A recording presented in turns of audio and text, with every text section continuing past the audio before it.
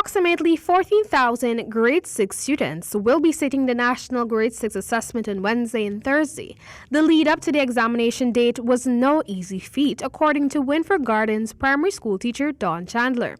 In an interview with this newscast, Chandler noted that the COVID-19 pandemic had placed serious fear into the hearts of parents, but nevertheless, the caregivers made the imperative decision to send their children back to schools for the special term and for the examination in the wake of the pandemic. She stated that at her school, the face-to-face interaction over the last 2 weeks between teachers and students was good. She explained that out of her class of 41 students, 37 students were present daily. Even before we came out, we had a meeting on Zoom with the parents, and we told them what we expect the children to do. They had a long talk with their children. So when the children came out, we didn't have really to tell them, okay, practice social distancing and all. They knew all of that. So when they came out, we just went straight into our revision, and it is very, very helpful. Even though it's just 2 to 3 weeks, it's very helpful.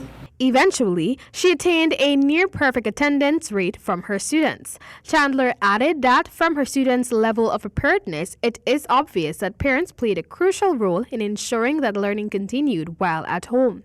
She applauded their efforts. Against the backdrop of parents voicing their concerns regarding sending their children to sit the examination, the educator urged them to give their children a fighting chance to do their best at the NGSA.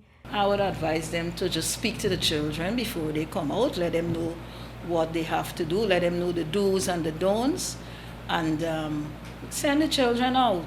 And you set a time which in the way they have to reach back home, especially those who are traveling with public transportation.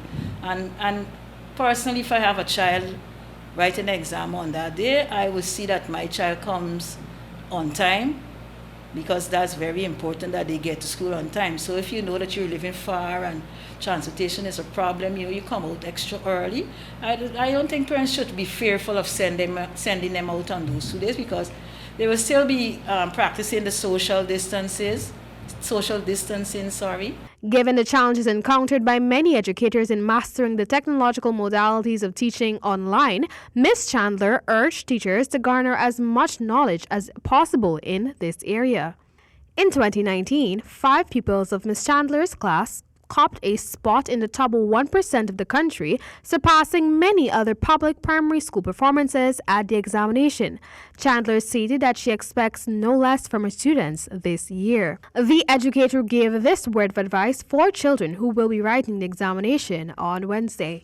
Take their time, read the instructions carefully, and do their best. The only thing they can do is their best. Focus. You have a few more hours where you can just brush up. Don't put too much. I advise parents not to put too much pressure on them at this point in time. And I always tell my children, when you do your best, God will do the rest.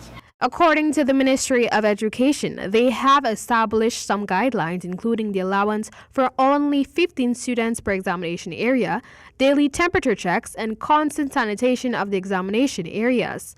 The children were also provided with sanitation kits. There will be no congregation before and after exams, and parents are urged to drop their children directly before the commencement of the examination sessions. English and mathematics will be written on Wednesday, and the examination will conclude with science and social studies on Thursday. For the HGP Nightly News, Amel Griffith.